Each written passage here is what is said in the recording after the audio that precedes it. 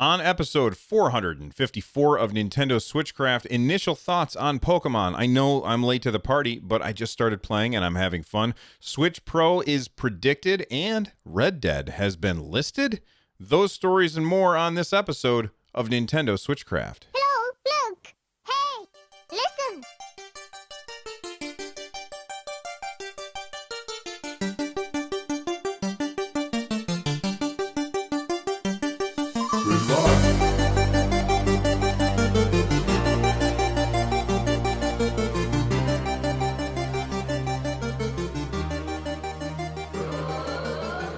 Welcome back to Switchcraft, everyone. I am Bill, and I bring you all the Nintendo news that you need to know every Monday, Wednesday, and Friday at live over at twitch.tv/runjumpstomp. If you haven't already followed over there, go to twitch.tv/runjumpstomp or go to the Twitch app on your phone and go to Run Jump Stomp as the channel and click that follow button. It really does help out. This episode of Switchcraft is made possible by patrons like you. If you want to help out and get ad-free content, that means all of my shows, Nintendo Switchcraft, 143 Pixels, Stadia Cast, and Run Jump Stomp. If you want all of those without any ads in them, that's very, very easy to do. Join the Patreon over at patreon.com/runjumpstomp.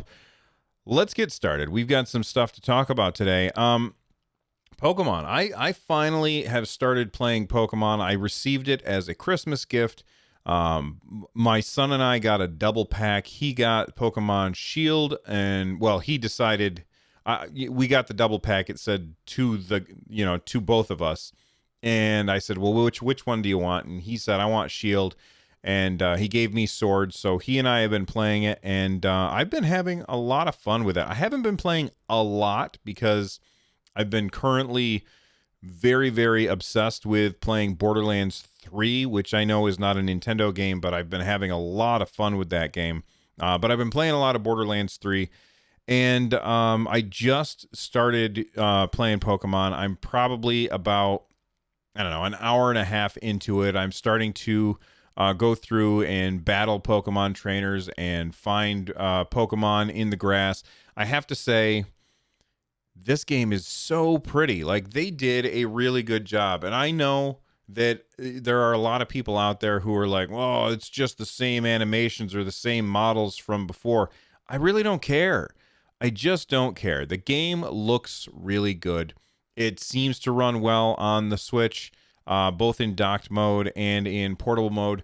And I'll be honest, I am really not the most discerning individual when it comes to, how good the graphics are in a game, but I'm enjoying it. I think it's great. And it's a Pokemon game, so I'm liking it a lot. I do really appreciate the fact that they didn't shoehorn in the motion controls on this like they did on Pokemon Let's Go. That is a huge bonus for me. I do feel like the game looks great and it plays well, and I really like one of the what's the word I'm looking for?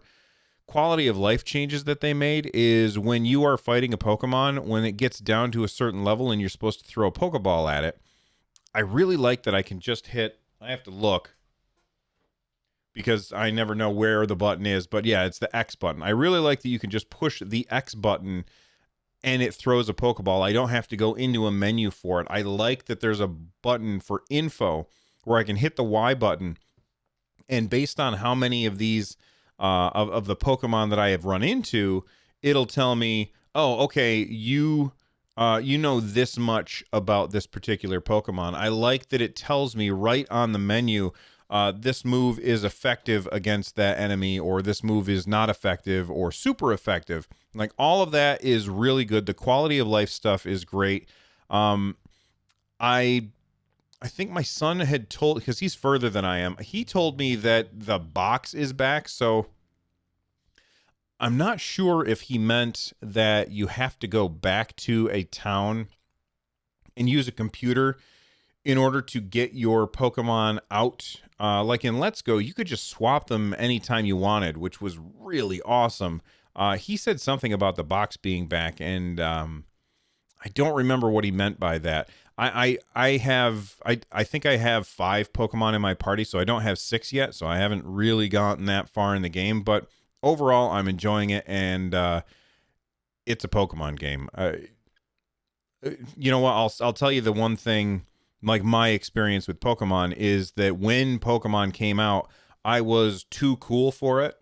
I was at that age where, I looked at it and I said, "Oh, it's this cartoon, and it's a game where you're collecting these little animals, and it's kind of about friendship. I'm too cool for this. I'm not going to play this. This is for kids." And I ignored it for decades. And then it was when Pokemon X was coming out. One of my friends had said, "Oh, have you played Pokemon? Are you picking up Pokemon X?" And I said, "Well, no, I've never played a Pokemon game. Aren't those kiddie games?" And he said, No, they're really good RPGs. You should check it out if you like RPGs." So, he kind of convinced me to check it out, and I went to the store and picked it up and played it, and I was like, "Oh, okay. These are actually really good RPGs. The story is garbage." And I know there's going to be people out there who think that the story for the Pokemon games is great. I don't like it. I don't care about it. It's uninteresting. It's super vanilla. And it's just not interesting to me. So much so, I'm not even giving this one a chance. I'm not even giving the story in this one a chance. I already turned off the movies. Thank goodness that you can turn off the movies. So if you go into the menu options, you can say, "Don't play any of the movies," because I don't care about the story. I just want to go and collect Pokemon and battle Pokemon. That's all that I want. I don't want any story because it's just not interesting. Maybe this is like Rosebud level of stuff. Maybe this is a fantastic story. I'm never gonna know, because all of the Pokemon stories that I've played so far have just been the same story, essentially boring, dull nonsense. But that doesn't mean the game is bad. The games have been fantastic. The gameplay has been great. So I'm looking forward to playing more Pokemon. Sword is the one that I got. And, if you haven't already, join the Discord. Go to runjumpstomp.com/Discord. There is a channel on the Discord called LFG, which is looking for group, and people have been using it to assist them in trading Pokemon. So I hope to see you in there. There's like 1,000 people in there, but it's like 1,000 really, really cool people. All right, so jump in there and make sure that you join that LFG channel, and maybe we can play some Pokemon together. All right. This is actually pretty interesting. There's a story, and I think that I closed it, so I'm trying to find it again. I will just click on it again. Doctor... Oh, I got to scroll down to it. Where is this guy? Doctor, give me the news. I got a bad case. Here we go. Dr. Sirkin Toto from Kantan Games. I don't know who this guy is. But let's look at his predictions about the video game industry for last year. And this is an article that came to us from gamesindustry.biz, which is a pretty big gaming industry publication.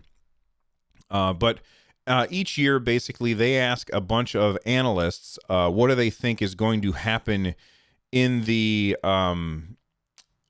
gaming industry, and then they check how they did last year, and then they make predictions about the next year. So last year, he said Switch Pro and Lite for 2019, which he said 50% correct. He did get the Lite brand name right, which so did I. More third-party Switch software and one new game from a mega franchise owned by EA, Activision, or Take-Two. That was correct for them. No PS5 or new Xbox launch. He was correct about that. No breakthrough in gaming for crypto, blockchain, VR, and AR. Correct. No real competitor for Steam. He was incorrect about that. Epic is shaping up. This is according to Games Industry. Epic is shaping up to be a real PC platform powerhouse. And I don't know if I agree with that, but I have quite the collection of free games on the Epic Games Store, so maybe that's half correct. And then more China and Korea power in Japan. Tencent launched a mobile app in Japan that has a pretty big budget. So why am I talking about this? Well, I'm talking about this because Dr. Sirkin Toto, he made a 2020 prediction. I'm not going to go through all of his predictions, but he said the Switch Pro launch, this is his quote: "There is absolutely no doubt in my mind that Nintendo will launch a Switch Pro in 2020.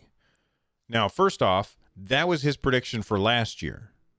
So, I mean, he could just keep saying this every year, and eventually he's going to be right. And they're going to be like, oh my God, look at this guy. He predicted the Switch Pro.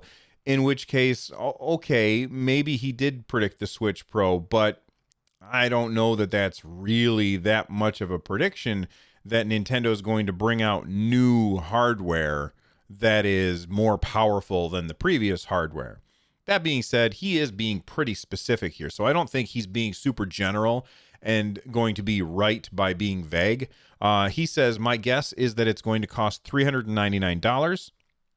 More specifically, I predict 4K support, bigger cartridge sizes. I assume he does not mean like a physically larger cartridge. I think he just means the digital size is bigger. Now, we already kind of know that 64 gigabyte cartridges have a possibility of coming because there was that story that I talked to you about from Anantech. So that's a pretty decent prediction right there. He also says beefed up components. I also think the device will launch after summer holiday to counter the rollout of the PS5 and next-gen Xbox later in the year, along with a first-party system seller game. Now, I pretty much made this same prediction. I'm not sure about it. I just said that's something that I think Nintendo could do with the Xbox Project? No, what the heck is it called? Series. The Xbox Series X. With that coming down the road and the PS5 coming next year as well. I think they're both slated for holiday next year. It makes a lot of sense for Nintendo to do something. Now, if that something is bring out a more powerful console, then I think that that's a really good thing. If, and there's a big if here, if this new, more powerful console is completely backwards and forwards compatible with the Switch. And so here's what I mean by that.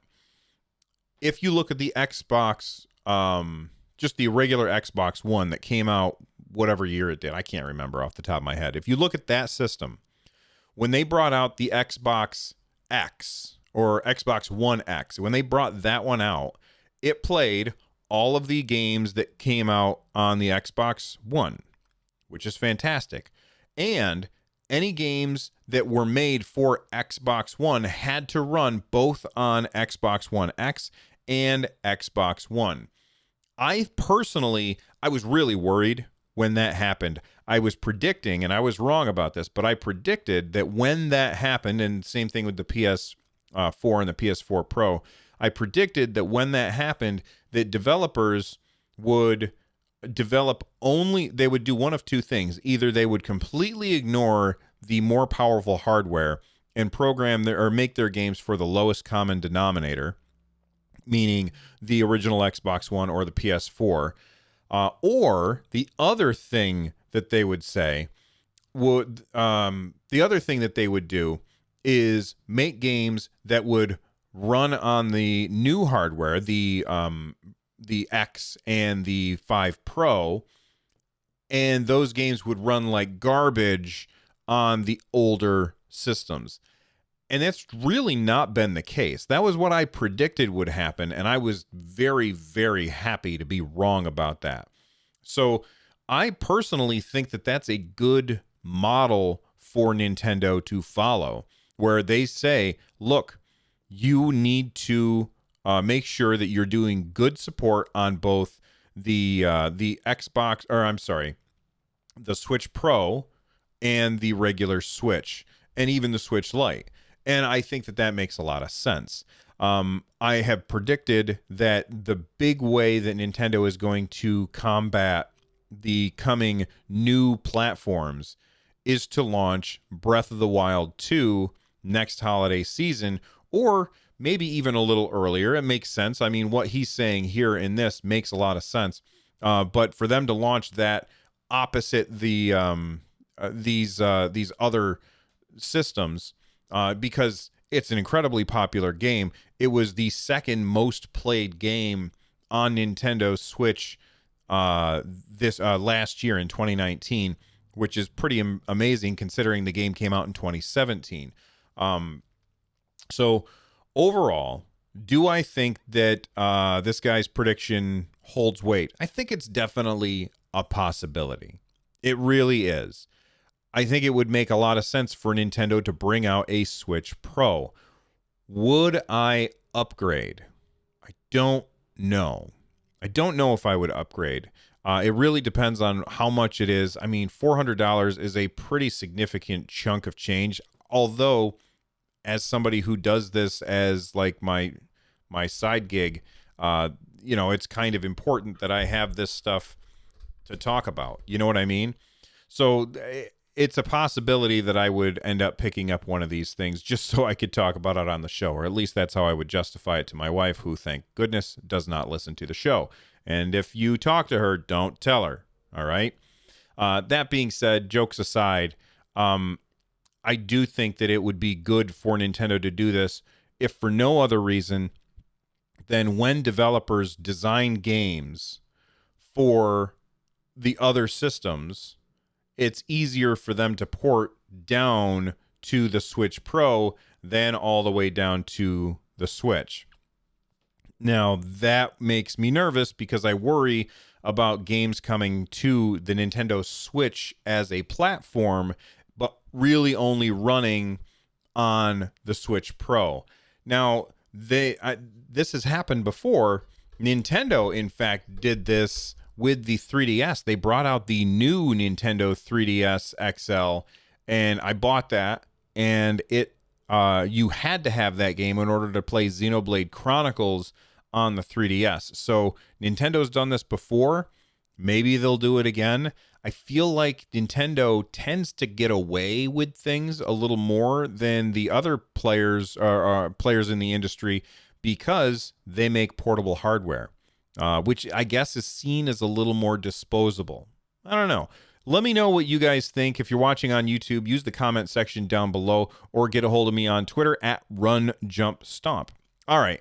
Let's hear from a sponsor on the audio show, and when we get back, we're gonna have more to talk about. Stick around. Buy an Odyssey 2 now and get $82 worth of free games, including Pickaxe Pete.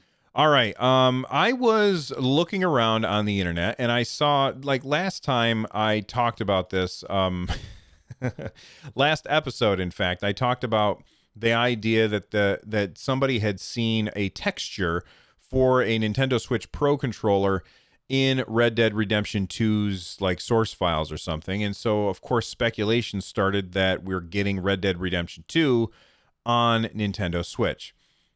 I talked about why I think that's possible but unlikely in the previous episode. So go back to episode 400 and the episode before this, and you can listen to that and figure it out. 453, thank you very much, Vaxer in chat. Go back to episode 453, and you can hear my thoughts on that. I'm not going to rehash that.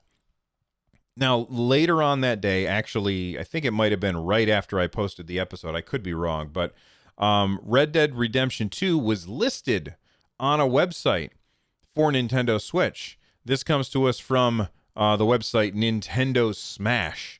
And it says here, Red Dead Redemption 2 is a 2018 action-adventure game developed by Rockstar Games. According to Nintendoros, which is a reliable source, I don't know if they're a reliable source or not, it says the Instant Gaming Store has recently listed on its official website a record of this game for the Nintendo Switch, and you can check it out. Listen, I think that there's a lot of people who are going to look at this as confirmation. Hey, look, it's listed in a store. it must be true that Red Dead is coming to the Nintendo Switch. That's not necessarily the way that it works. These companies, especially the smaller companies, like the big stores like Game and GameStop and stuff like that, those huge stores, they have like a direct connect basically to good God, can somebody ban that guy? They have like a direct connection to certain stuff, and sorry, I got distracted by chat. That was funny. Okay, ban them right now. Thank you. All right. What was I doing? I was talking about something. I was talking about words. Words are what I was talking about. Red Dead Redemption 2, the fact that this is on one of these smaller stores does not mean that it's definitely coming. This is not further confirmation that Red Dead 2 is coming to Nintendo Switch. This is probably in response to the rumor that Red Dead 2 is coming to the Nintendo Switch. What these companies tend to do is they will see, oh, look at this. There's a rumor for this game to come to the Nintendo Switch. So we will make our store have it available. And as soon as that game is, we can then start taking pre-orders. So people will give our money, people will give us money. I'm very distracted by chat. So people will give us money, and then we can hold on to that money and invest it, right? We can invest it, and it'll start earning us interest. They just put it in the bank. They get a bunch of money from a bunch of people who are like, oh, Red Dead 2, I want it on my Switch. They get a bunch of money from those people. They just throw it in the bank and let it sit there and start collecting interest. And then if the game is announced, then they sell it to those people. And if the game is never announced, they can say, oh, people will come back and they'll be like, I want my money back for my pre-order. And they say, okay, sure. Here, have your money back for your pre-order. Meanwhile, they've made money on holding on to all of this money from the people who pre-ordered. So I would not buy anything until it is officially announced. I would not pre-order, and I generally don't like to do pre-orders anyway, but I would not pre-order on anything unless it was officially announced, because here's one bad thing that could happen. You could pre-order from some company, and they'll take your money, and they'll throw it in the bank. And if you ask for your money back, I'm sure that they'll give it to you, unless they go out of business. Like, what if that company folds? Now you're out of your money. You don't get to have that money back because they filed for bankruptcy or something. So I would just hold off, and I would not jump after this. It just seems very, very fishy. All right, I've got 3 stories that I want to talk about real quick. Not really stories, but 3 videos that I just want to let people know about. The first one is this game that I did not know anything about, but it looks really interesting. It's called Hypercharged Unboxed, and it's coming to the Nintendo Switch. And the idea is it is a first-person shooter, but you are a bunch of toys. And I feel like I remember seeing something about this in a Nintendo Direct, but I don't remember for sure. And I saw a video on their YouTube channel, which is Digital Cyber Cherries, which is a funny name. And I thought that looks really, really good. It's already available on Steam. It's being ported to Nintendo Switch. It comes to Nintendo Switch, let's see, January 31st. So at the end of this month, it comes out January 31st. It costs $20. I think it looks really, really interesting, and I just wanted to let people know about it. The next video that I wanted to let people know about is that we've got a new Animal Crossing video where basically Mr. Nook, that little raccoon, is standing up in front of people, and he's selling his desert island getaway package, and they're just showing some gameplay footage interspersed with some looks like an audience reacting to seeing what they're doing. Overall, what do I take away from this? March 20th, 2020. I'm very excited for this. Animal Crossing. It's another one of those games that I never played. I never played any Animal Crossing game until it came to the 3DS. And that was my first experience with it. I was listening to a podcast, I believe it was Nintendo Voice Chat, and they were talking about how much they loved Animal Crossing. And I was like, I'd never even heard of Animal Crossing. And then I ended up picking it up and trying it out, and then I ended up buying another copy, one for my son, and a third copy, one for my wife, and we just all played it together. Really, really fun game. It's just extremely relaxing. It's an extremely relaxing game, and comes out March 20th. Very much looking forward to that. What this feels like, and the next video as well. Actually, we'll get to that next video first, and then I'll tell you what this feels like before we wrap up the show.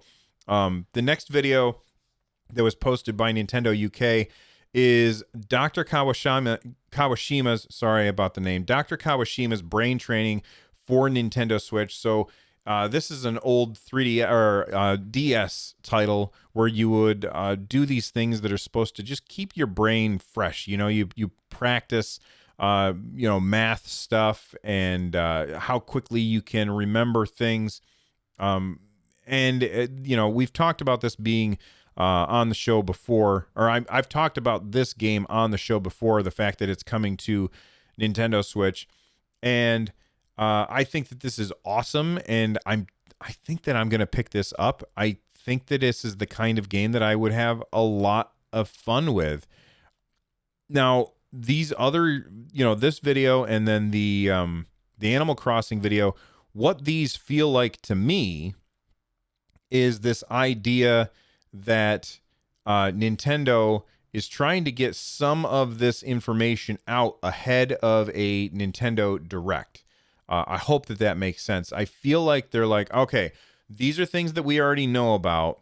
The Direct is going to focus a lot of stuff that we don't know about. So we want to make sure that we put some recent news out about Animal Crossing, about brain training, etc., because we're going to dump a whole bunch of new information on viewers, on gamers. And I think that this is, I could be wrong, but I think this tells us that we won't find out a lot of information about Animal Crossing, and I don't think we'll find out a lot of information about brain training in the new Nintendo Direct, which people are predicting is going to be happening on the 7th, if I remember correctly. And why aren't we going to hear about Animal Crossing? Well, because we've already heard about it a couple times. I do think that we need more information about Animal Crossing, but I think that they're going to hold on to that, and they'll release that probably close to mid-March, so like right before the game comes out. But overall, I think that they're getting some information out there that they won't be focusing on in the next Nintendo Direct, which we are predicting is going to happen next week. Anyway, thank you very much for listening. If you want to become a part of the community, join the Discord over at runjumpstomp.com/Discord. Watch the show live over at twitch.tv/runjumpstomp. Try not to distract me like the maniacs did who came in here earlier. And, of course, get a hold of me on Twitter at runjumpstomp. This show is part of the Giant Size Team Up Network. For more information about those awesome dudes over there and ladies, you can check it out over at gstu.net. And finally, the music you are about to hear is Corneria Star Fox Remix by Noteblock. It's awesome. You're awesome. Thank you for listening, and I'll see you next time. Bye-bye.